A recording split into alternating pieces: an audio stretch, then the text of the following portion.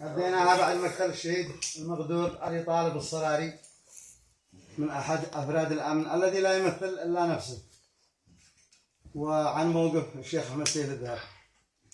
قلنا يا حكومتنا الرشيدة نبال الوضع حد ما نريد إلا الحقيقة ذي الله رادها، طالبين الشرع منهاجنا والمعتقد في سور روايات قرآنية، بس نادها يقتل القاتل ولو كان للدولة ولد، كلنا نحسب عيال اليمن ولادها.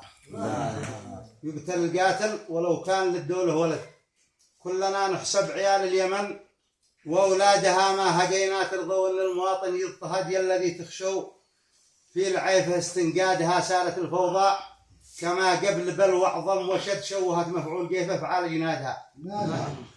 أدخلوا في روح الطاهر السبع العقد بعض مجموعة قياداتها وافرادها، خالفوا شرع الله الحاكم الفرد الصمد، واستباحوا دم الأقوام وسط بلادها، رغم يا كم يحتملن البواطل والجهد في رضا الأم الحبيبة وجلب سعادها.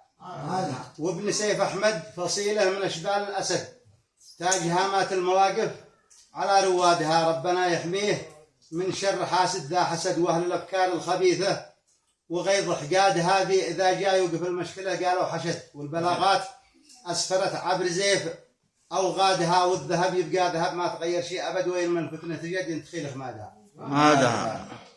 الذهب يبقى ذهب ما تغير شيء أبد، وين من الفتنة تجد ينتخي لخمادها. لا يداهن حد ولا يطرح الصاحب لحد، للقبيلة يعتبر دعمها وامدادها، والوطن لجله هو أول من استنفر وهد، ضد من عاند وخان البلد وامجادها. ساند الدولة ومهد لها ساعد ويد، واجتهد في مهرجاناتها وعيادها، وارشد أهل المنطقة عندما الوضع تصد، والزم أصحابه تقاطع ثلاثة كبادها.